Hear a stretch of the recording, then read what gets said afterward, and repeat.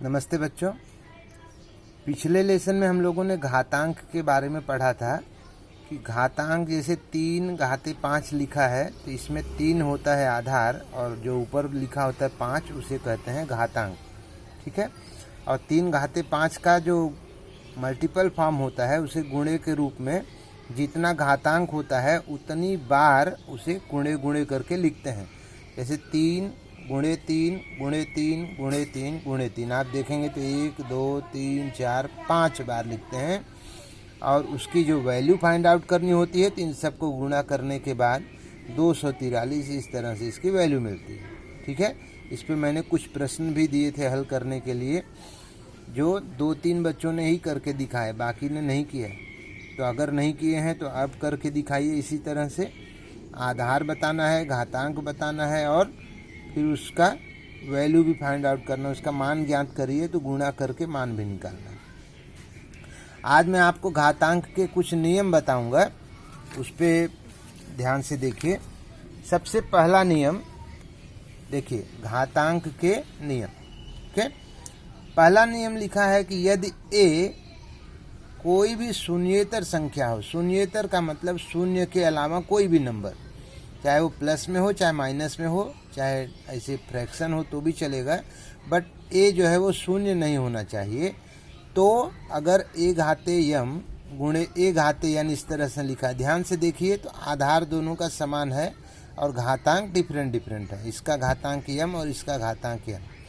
अगर इस तरह से गुणा करने के लिए दिया जाएगा तो करते क्या है, a वैसे ही रहता है, सिर्फ जो घातांक है यम धन यन इन दोनों को जोड़ देते हैं।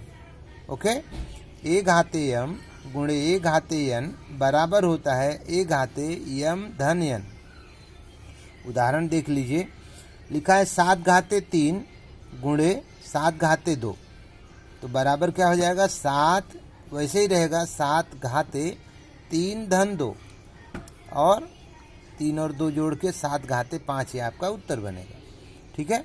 एक और उदाहरण देखिए, लिखा है ऋण 4/5 घाते 3 गुणे ऋण 4/5 घाते 5, आधार दोनों का समान है तो बराबर करके ऋण 4/5 घाते 3 धन 5 कर देंगे और उत्तर बनेगा ऋण 4/5 घाते 8।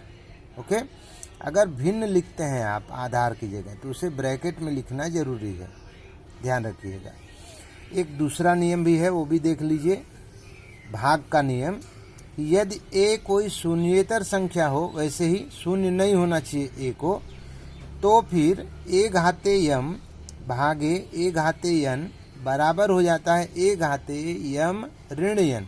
जैसे गुणा होने पर जोड़ रहे थे, ऐसे ही अगर भाग करना हो तो यम में से यन को घटाते हैं। ओके। उदाहरण देख लीजिए, लिखा है 5 घाते 7 भागे 5 घाते 3, तो आधार दोनों का समान है तो 5 वैसे ही रहा, घाते 7 ऋण 3 और घटा करके 5 घाते 4 हो गया। ओके। ऐसा ही एक और उदाहरण देखिए, लिखा है 3/5 घाते 2 भागे 3/5 घाते 7, यहाँ भी 3/5 समान आधार है तो 3/5 उसी तरह लिखेंगे और ऊपर 2 ऋण 7।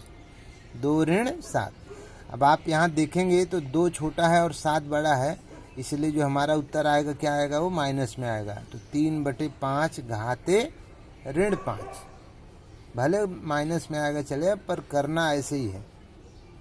ठीक है।